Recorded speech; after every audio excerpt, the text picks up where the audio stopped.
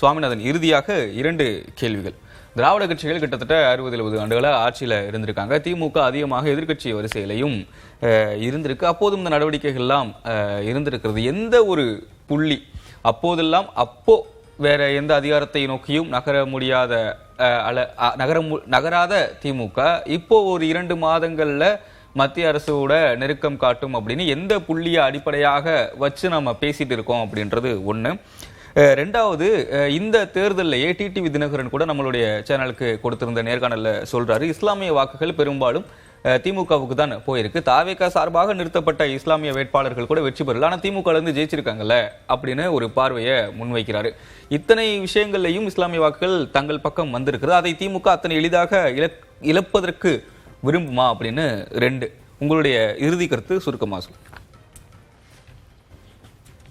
1967க்கு பின்பு தமிழ்நாட்டில் அண்ணா திராவிட முன்னேற்ற கழகம் உருவான பின்பு கூட எடுத்துக்கலாம். 1977க்கு பின்பு கிட்டத்தட்ட தொடர்ச்சியா திமுக அதிமுக இருவர் தானே ஆட்சி கட்டில இருந்தாங்க. ஒன்று திமுக வெற்றி பெறும் அல்லது அண்ணா திமுக வெற்றி பெறும்.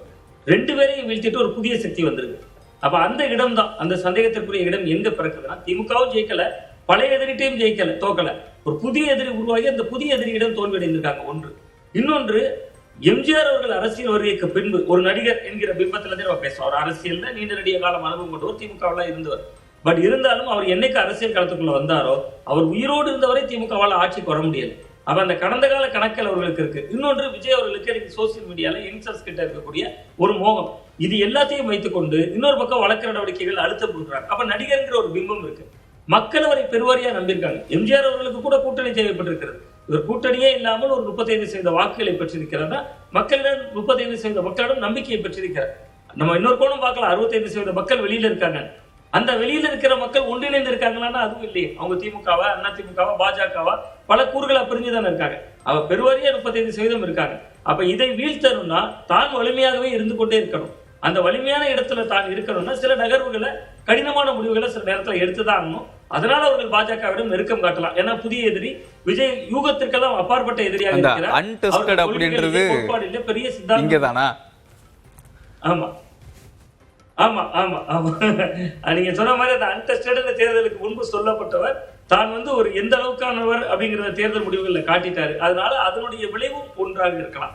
இன்னொன்று, நீங்க சொன்ன மாதிரி இஸ்லாமியர்கள் வாக்குகள் கணிசமாக 90% இஸ்லாமியர் வாக்குகள் விழுந்தது திராவிட முன்னேற்ற கழகத்துக்கு தான் விழுந்தது. பாளையங்கோட்டையில நான் சென்றிருந்தேன். அப்துல் வகாப் அவர்கள் வெற்றிக்கு காரணம் இஸ்லாமியர் வாக்குகள். அங்கு கடுமையான அதிருப்தி அந்த சட்டமன்ற உறுப்பினர் மேல இருந்தது. ஆனா அவர் ஜெயிச்சார். ஆனா மற்ற பகுதிகளை விட அந்த இஸ்லாமியர் வாக்குகள்ல திமுகவுக்கு கணிசமான செல்வாக்கள் இருந்தது. அதை இழப்பாங்களா அப்படிங்கிறது ரொம்ப முக்கியமான ஒரு இடம் கேட்டீங்க. இஸ்லாமியர் வாக்கு சதவீதத்தை நேரத்தில் நம்ம பார்க்க வேண்டியது. இஸ்லாமியர் வாக்களே அவர்கள் இழக்க மாட்டார்கள். அதுல ரொம்ப உறுதியாக இருக்கும் திமுக. அதனால அவர்கள் செல்ல மாட்டார்கள் என்று நம்ம நம்பலாம். அது ஒரு பக்கம் இருந்தாலும் கூட ஏன் அந்த ரிஸ்க் எடுக்க வாய்ப்பு இருக்குன்னா, நான் சொன்ன மாதிரி பலபுற அழுத்தங்கள் இருக்கு. அது ஒரு நிலை. தமிழ்நாட்டில் சிறுபான்மையினர் வாக்குகள் கிறிஸ்தவர் இஸ்லாமியர்களோடு சேர்த்தே 14% தான். அதுல நீங்க இஸ்லாமியர் வாக்குகள்னு தனியா எடுத்தோம்னா அதிகபட்சமா இருக்கக்கூடிய தொகுதிகள் அந்த சதவீதங்கள் பாத்தீங்கன்னா ஒரு 6 முதல் 7 இருக்கலாம். நான் கூட்டி தான் சொல்றேன் கொஞ்சம் கூடுதலாக. ஆனா இன்னைக்கு இந்துத்துவ வாக்கு வங்கின்னு உருவாகி இருக்கல ஓட்டுத்திறன், அது அண்ணாமலை காலத்திலே 11% காட்டிட்டார். அப்ப இன்னைக்கு பாஜக, மோடி அந்த அலை என்கக்கூடிய ஒரு பிம்பத்துக்கு ஒரு மதிப்பீடு இருக்கும். அது இந்த 7% அசால்ட்டா கொண்டு வந்துடும். குறைந்தபட்சம் அந்த இஸ்லாமியர் வாக்குகள் எவ்வளவு வெளியேறுகிறதோ அந்த வாக்குகளை கொண்டு வந்துடும். ஆனா இந்த இஸ்லாமியர்கள் தான் கொள்கை ரீதியாக திமுகவோடு பயணித்தவர்கள். ஆனா புதிதாக வரக்கூடிய ஓட்டு என்பது அப்படி அல்ல. இருந்தாலும் அந்த அரசியல் கணக்கா பார்த்தாங்கன்னாலும் கூட திமுகவுக்கு இழப்பு ஏற்படுவதை ஈடுகட்டிரும், இந்துத்துவ வாக்கு வங்கி அந்த திறன் உருவாக்கிரும் அப்படிங்கிற ஒரு கணக்கு இருக்கலாம். இல்ல அவ்வளவு எளிதா உடனே நம்ம ஸ்விட்ச் போட்டு ஆஃப் பண்ற மாதிரி இந்த ஸ்விட்ச் ஆஃப் பண்ணிட்டு அந்த ஸ்விட்ச் போட்டலாம் அப்படின்னு அவ்வளவு எளிமையான விஷயமா அது? இல்ல, நீங்க கிட்டத்தட்ட 2024 தேர்தல் ஒரு உதாரணம். 18% ஓட்டு போட்டிருக்காங்க தமிழ்நாட்டுல. நம்ம அத்தனை எளிதில் கடந்த முடியாது. ஒரு பார்லிமெண்ட் எலெக்ஷன் 11% பாஜக வாங்கியிருக்கிறது. தொகுதிகள் போட்டியிட்ட இடங்களின் எண்ணிக்கை குறைவு. பாஜக எந்த வழியில் வந்தாலும் தமிழ்நாட்டுக்கு ஆபத்து, அதுல நமக்கு மாற்றுக்கிறது இல்லை. அவர்கள் வேறு வகைகள்ல வந்தாலும் அது கிட்டத்தட்ட ஒரு ஆபத்தான ஒரு போக்கை முன்னெடுக்கிறாங்க. தமிழ் நலன் சார்ந்து அவர்கள் இயங்கணும், அது வேற விஷயம். பட் அது ரொம்ப முக்கியமா நீங்க பாத்தீங்கன்னா தேர்தலில் 11% ஓட்டை காட்டியிருக்காங்களே, அவர்களோடு சேர்ந்த கட்சிகள் ஓட்டு வாங்கியிருக்காங்களே. நீங்க டிடிவி தினகரன் அவர்களுடைய அமமுகவாக இருக்கலாம், ராமநாதபுரத்துல ஓபிஎஸ் அவர்கள் போட்டியிட்ட போதாக இருக்கலாம். ராமநாதபுரம் தொகுதியில மோடி அவர்களே நிக்க போறாருன்னு வேலை செய்தாங்க ஒரு காலகட்டத்துல. காசியும் ராமேஸ்வரமும் அதை கனெக்ட் பண்றதுக்காக இங்கே நிக்க போறாரு ராமநாதபுரத்துல அப்படின்லாம் வேலை பார்த்தாங்க. சோ அந்த அடிப்படையில நம்ம பார்க்கலாம், இன்னைக்கு இஸ்லாமியர் வாக்குகளை திமுக இழக்க விரும்பாது.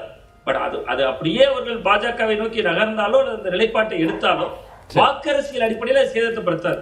அதுக்கு உதாரணம் தான் அது. நீங்க இந்த அதிமுக பாஜக அலையன்ஸ் கடந்த காலங்களில் பிளே பண்ண அந்த ஓட்டு சதவீதமும் அதிமுக தனியாக பிளே பண்றப்ப 2024 ஏற்பட்ட ஓட்டு சதவீதம் அதை நம்ம காட்டுது. 24 தேர்தல் முடிவுகள் காட்டுதல். சோ அந்த அடிப்படையில பெரிய சேதத்தை ஏற்படுத்தாது. பட் ஆனா கொள்கை அடிப்படையில் சித்தாந்த அடிப்படையில் இஸ்லாமியர்கள் தான் திமுகவுக்கு நம்பகத்தன்மை கொண்டவர்கள் அப்படின்னு.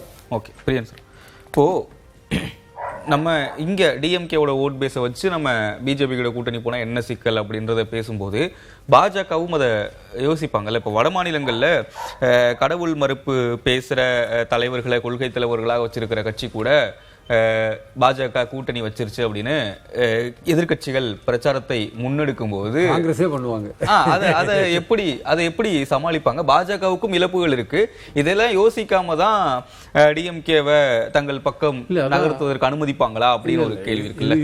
இதுல வந்து ஆக்சுவலா வந்து நீங்க அந்த கூட்டணின்ற அந்த இதை வந்து அந்த எக்ஸ்டென்ட்டுக்கு போகாதீங்க. ஆக்சுவலா இப்போ நான் பேசுறது நான் கருத்துல ஆதரவு அப்படின்ற அந்த ஆதரவு அந்த அவங்கள கோபப்படுத்தாம இருக்கிற ஒரு பல்வேறு அரசியல் நிகழ்வுகள் நடக்கும் பொழுது பாஜகவை எந்த விதத்திலையும் கோபப்படுத்தாம இருக்கிற ஒரு போக்கு இருக்குல்ல, அந்த போக்கை தான் கையாளுவாங்கன்னு சொல்றேன். அந்த கூட்டணின்றது 29 தான் வரும். 29 தேர்தலுக்கு முன்னாடி என்ன நடக்கும்னு சொல்ல முடியாது. இன்னைக்கு விஜய் கூட இன்னைக்கு இருக்கிற கூட்டணி கட்சிகள் கூட 29 அவர் கூட இருப்பாங்களான்னு நீங்க உறுதியா சொல்ல முடியாது. இது வேணா நடக்கலாம் அரசியல்ல.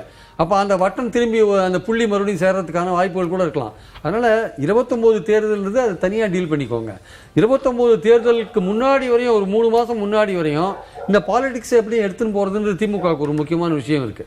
2 எதிரிகள் வேண்டாம் நமக்கு. விஜயை வந்து நம்ம கவுண்டர் பண்ணணும், கரெக்டா டீல் பண்ணணும், எஃபெக்டிவா டீல் பண்ணணும் அப்படின்ற போது நம்ம ஒரு பக்கத்துல வந்து கொஞ்சம் சேஃபா வச்சுக்கலான்ற அந்த ஆங்கிள் தான் வந்து திமுக தன்னுடைய நாட்களை கடத்தும்ன்றது நம்முடைய கருத்து. அது அவங்களுக்கு இப்போ வந்து அவசியமான ஒன்று கூட. இது வந்து ஒரு டெம்பரவரியா அவங்க எடுத்துக்கிற ஒரு மெஷராக தான் நான் பார்க்குறேன். பாஜகவோட கூட்டணி 29 பாஜகவோட கூட்டணின்றது அது ஏற்படுத்துகிற விளைவுகள்லாம் அது தனி இன்னொரு விஷயம். இது ஆக்சுவலாக நான் அந்த எக்ஸ்டென்ட்டுக்கே போல. அதுக்கு ஒரு தேர்தலுக்கு ஒரு 2-3 மாதம் முன்னாடி வரையும் என்ன மாதிரியான பாலிடிக்ஸை திமுக கையாள வேண்டியிருக்கு, அது தன்னை பாதுகாத்துக் கொள்ள என்ன பண்ண வேண்டியிருக்கு, விஜயை எதிர்ப்பதற்கான வேலைகளை என்ன பண்ண வேண்டியிருக்கு, முஸ்லீம்கள் ஓட்டை தக்க வைக்கிறதுக்கான வேலைகளை என்ன பண்ண வேண்டியிருக்கு, தன்னுடைய ஓட் பேங்கை திருப்பி ரெக்கவர் பண்ணுறதுக்கான வேலைகள் என்ன பண்ண வேண்டியிருக்கு, கட்சியை எப்படி சீர்திருத்தம் பண்ண வேண்டியிருக்கு, கட்சியை எப்படி மீண்டும் வலிவாக கொண்டு வர வேண்டியிருக்குன்னு பல விஷயங்கள் அது முன்னாடி இருக்கிற விஷயங்களை பார்க்குறோம் நம்ம. அப்போ அதனால் வந்து நம்ம சொல்கிற பாலிடிக்ஸ் இது எல்லாமே 29 தேர்தலில் நடக்கிற கூட்டணியை பற்றி இல்லை. 29 தேர்தலுக்கு முன்னாடி வரையும் என்ன மாதிரி பாலிடிக்ஸ் கொண்டு போகலாம், கட்சியை எப்படி கொண்டு போறது, எந்த பிரச்சனையும் இல்லாம கொண்டு போறது, எந்த விதமான ஒரு சென்ட்ரல்ல இருந்து நமக்கு எந்த விதமான ஆபத்தும் இல்லாம எப்படி கொண்டு போறது, இல்ல விஜய் கவர்மெண்ட்டுக்கு ஏதாவது பிரச்சனை பண்ணக்கூடிய அளவுக்கு நம்ம சென்டரை யூஸ் பண்ண முடியுமா, அந்த மாதிரி எண்ணத்துல தான் இது போகுமே தவிர மற்றபடி அந்த கூட்டணின்றது வந்து அப்போ ஏற்படுற ஒரு விஷயத்தை தான் இருக்கு. இப்போ தாவேக்காவே கூட தனக்கு வந்து இப்போ நிறைய எம்எல்ஏஸ் ரிசைன் பண்ணிட்டாங்க. எலெக்ஷன்ஸுக்கு கொஞ்சம் தள்ளி போகுது. எலெக்ஷன் நடந்தே ஆகணும் எப்படியும். அதில் வந்து அவங்க ஒரு மெஜாரிட்டி வர அளவுக்கு ஏதோ வந்துட்டாங்க வச்சுக்கோங்க. இன்னும் சில பேர் ரிசைன் பண்ணுறாங்க, தேர்தல் நடக்குது, 119 120 பேர் அவங்களே வந்துட்டாங்க அப்படின்னா அவங்க எப்படி இந்த கூட்டணி கட்சியை டீல் பண்ணுவாங்க? அவங்க பாஜகவோட கொஞ்சம் நெருக்கமாக போகிறதுக்கு விரும்பலாம். அப்போது இந்த கூட்டணி கட்சியில் என்ன பண்ணுவாங்கன்னு சொல்ல முடியாது. அப்போ ஏன்னா நிதி போன்ற விஷயங்கள் வாங்கணும். அவங்க கொடுத்துருக்கிற வாக்குறுதிகளுக்கெல்லாம் பார்த்தீங்கன்னா அதுக்கெல்லாம் ஆயிரக்கணக்கான கோடி ரூபாய் தேவைப்படும். இன்னைக்கு அவங்க 3 மாசத்துக்குள்ள வாங்கின கடனே 20,000 கோடின்னு சொல்றாங்க. அப்போ அவங்க வந்து ஏதோ ஒரு வகையில பாஜகவோட அட்ஜஸ்ட்மெண்ட் போக வேண்டிய நிலையில இருக்காங்க. தங்களுடைய விமர்சனங்கள் எல்லாம் பாஜகவை நோக்கி ரொம்ப அதிகமாக வைக்க மாட்டாங்க. அதுதான் இன்னைக்கு இருக்கிற நிலைமை. அப்போ 29க்கு முன்னாடி தமிழ்நாடு அரசியல்லையும் ஏதோ ஒரு மாறுதல் வரதுக்கான வாய்ப்பு இருக்குமானா அதை ரூல் அவுட் பண்ணவே முடியாது.